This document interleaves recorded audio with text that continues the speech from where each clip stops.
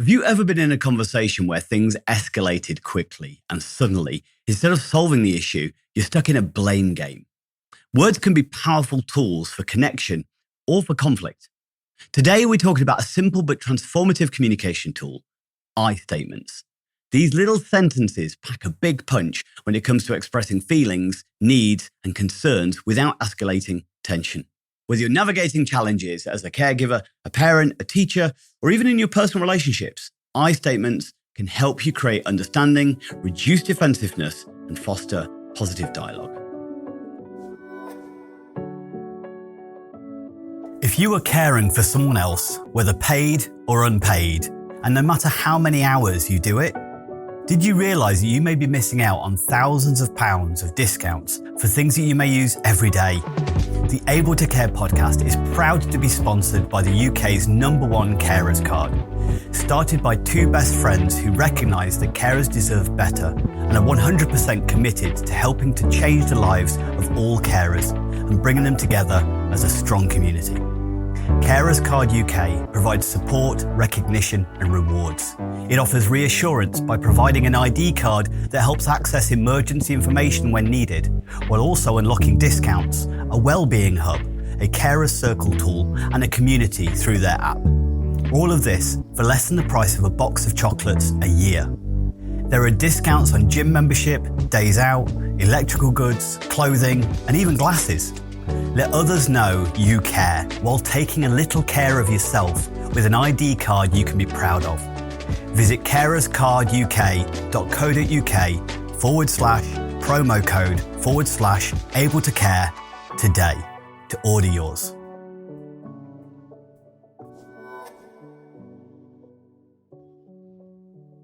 Hello and welcome to another episode of the Able to Care podcast. I'm your host, Andy Baker.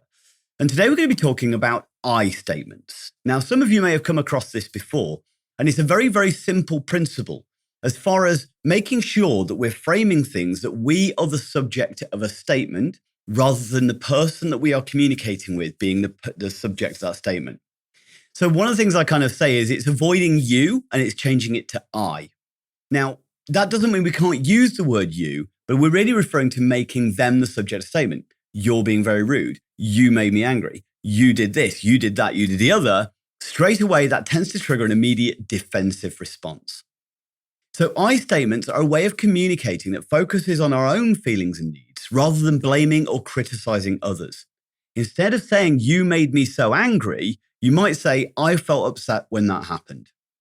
The subtle shift makes a huge difference. Why? Well, because it keeps the focus on your experience rather than making the other person feel attacked or judged. It opens up the door to problem solving of like, let's figure this out. Why did I feel that way? And understanding rather than defensiveness and conflict. It's also something that it can't really be argued with. I feel this or I'm doing this. Somebody can't go, no, you don't. Whereas if I'm going, you're being rude. No, I'm not. It can then, there's immediately, we've got that block. I statements typically have three key components. The I feel, so begin by naming your emotion, or I'm aware that also works, and there's a few different examples. But this is your subjective experience, and no one can argue with how you feel. When, so you then describe the behavior or situation that triggered that particular feeling, and try and be precise and avoid generalizations. If I'm going, I feel upset because you never listen to me, well, straight away, never is a very dangerous word to use because more than likely it isn't true. But we need to be precise of when you do this, it makes me not feel listened to, for instance. We also need to put the because. Explain the impact of the situation or behavior on you, helping the other person understand why it matters. So instead of using, you're so inconsiderate, you never listen to me, we might try, I feel unheard when you check your phone while I'm talking to you, because I value our conversations and I really want to connect. It's just that subtle change of making it and being specific, it becomes less of an attack and more of an exploration of let's figure this out together. So why do I statements work? Well, as we've already said, one of the reasons is that they reduce defensiveness. By focusing on your feelings rather than the other person's actions, you're avoiding triggering their fight or flight response where they're feeling attacked. We have to understand that although it may seem very strange, that words can trigger an emotional response, a fight or flight response, just like a lion or a tiger could if one came through the door. Now, obviously not to the same degree, but if you feel like because we are social creatures, because we are social animals, if somebody attacks us and we take it personally and it's some assassination of our character, it's communicating to us and to others that we're not good enough, or that we've done something wrong, or that we may not be a good member of this tribe or this society. Well, that's then an immediate threat response to go, well, if that's true, then I might get kicked out of the tribe or get kicked out of the pride. So straight away, that's why it can trigger a defensive response. So I know that it may seem silly. It may seem like it's only words, but this is why that emotional reaction comes out. And one of the problems with that emotional reaction, as I've spoken about on other podcasts before, that triggers the emotional part of the brain. The emotional part of the brain goes into your fight flight, but it also shuts down the rational parts of the brain. So actually the benefit to you by using I rather than you statements is because, one, you're more likely to have a productive conversation. You're more likely to be able to find some amicable agreement because you're allowing them to still maintain use of their more rational part of their brain. If you're triggering the emotional, then straight away, we're just going to be banging our head against a brick wall. So is that I is a useful statement to go, okay? It also fosters empathy because, one, you're expressing your feelings. You're humanizing yourself. I just did a response to a comment that was made on one of the TikToks that we have. We put out a thing that was talking about active listening, and somebody is an example of doctors not listening. And there was quite a few people who got involved in this particular post. And there was one person who said that they'd had a situation where the doctor hadn't listened to them and was being rude and talking down to them. So they ended up shouting to get this doctor's attention and then sort of said they didn't feel listened to. Now, it's a shame the person had to shout, but it was them in that moment. This doctor was in the zone of task focused. Doesn't mean the doctor was a bad person. It doesn't mean that he had no empathy whatsoever. He was just locked into his work mode rather than human mode. Now, rather than shouting, what could have been said is, the minute you're not letting me speak. And when you don't let me speak, it makes me feel like I'm not being heard, not being listened to, and you're not really looking to understand. So straight away, rather than confronting and shouting, we're then kind of going, I'm feeling this. I'm feeling ignored because you're not letting me say all of the symptoms that I'm experiencing. I'm feeling like you're not really listening to me because I'm trying to express this and you just keep interrupting me.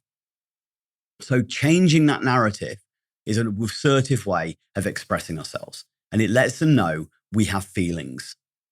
It also encourages collaboration because instinct is, as we said, we're social creatures, and therefore most people are in a fairly good place looking to collaborate to some degree. And it shifts the conversation from blaming to problem solving. It's also a very model of healthy communication. I statements, if more couples used I statements rather than, who made you king of the radio when they're changing the music in the car, is going, look, when you change the radio channel and you don't ask me, it makes me feel like you don't consider my feelings. It's much more effective, less confrontational. Now, does it work every time? Of course not.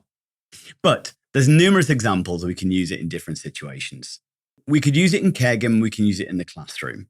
So rather than sort of going, let's say that we're working with somebody who repeatedly refuses to take their medication and it's obsessing you, you're worried about them. Maybe it's a loved one and you're worried about their emotions. Rather than going, why are you being difficult and making everything harder?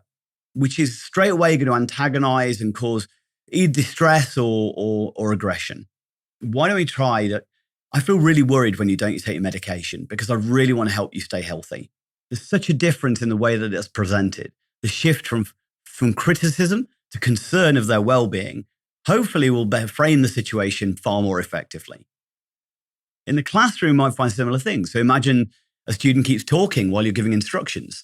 Rather than going, you're always disruptive, or can you just stop talking? You might go, look, I'm finding it really frustrating that there's talking going when I'm trying to give instructions. It makes it harder for everybody to focus. We might find it in parenting. A child refuses to clean up their toys and you're feeling overwhelmed. Instead of going, you're so messy, you never clean up after yourself, because that's not true. You've just said they never do, but they will have at some point, more than likely, is I'm feeling really overwhelmed when the toys are left out because it makes it so much harder for me to be able to tidy the house. Again, this helps a child to understand how their actions impact on you without making them feel attacked.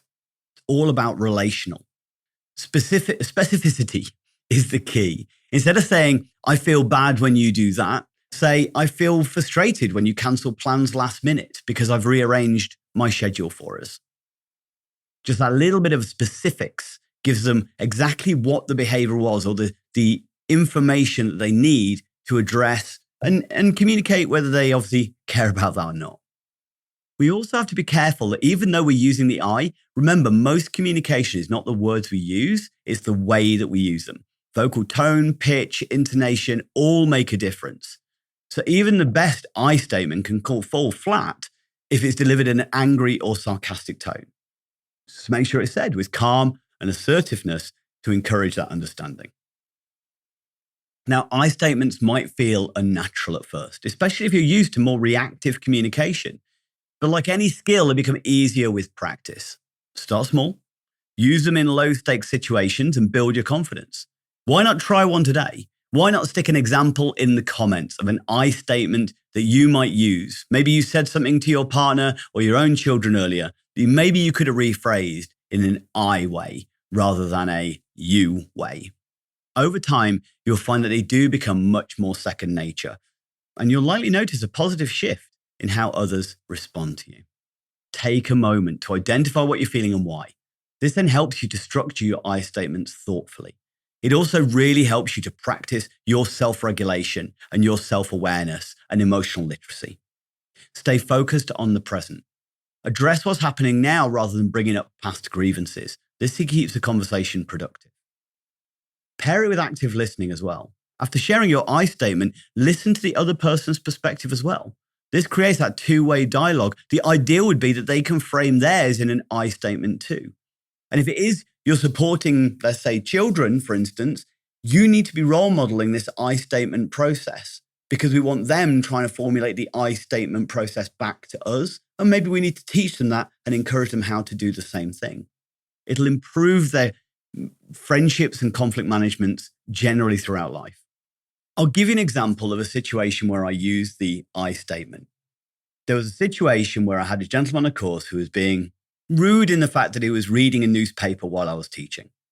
And even though every part of me wanted to go, you're being very rude, instead, I approached him in a kind of calm way. I spoke to him softly away from everybody else and just said, I'm really sorry, but I'm finding it really hard to engage with you. Have I done something to upset you? Is something going on I'm not aware of?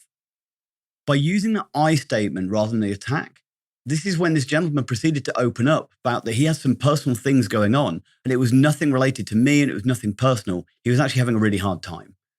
By me not attacking, me going in with curiosity, me expressing my feelings, I'm finding this really hard. I really want to help you. I really want to work with you, but something's not letting that happen. It allowed us to develop a better relationship, maintain some rapport.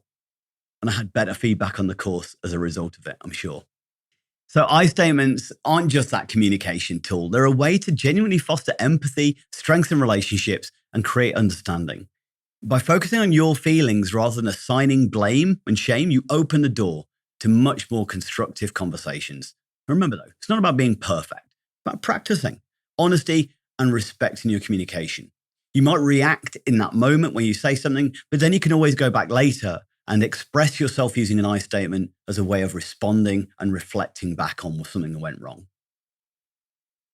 If you found anything that I've talked about on today's episode interesting, useful, please like, comment, and share.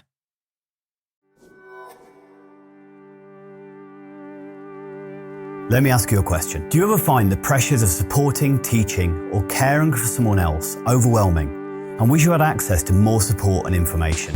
The Able to Care podcast, in connection with Able Training, has created the ablehub.uk, where for less than the price of a coffee a week, you can access exclusive podcast content, resources, events, and over 45 certified online courses, covering topics like self-care, understanding dementia, neurodiversity, first aid, conflict management, financial advice, and so much more, with new content and courses being added each month.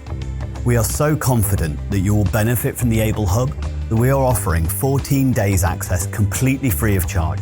No contract, cancel anytime.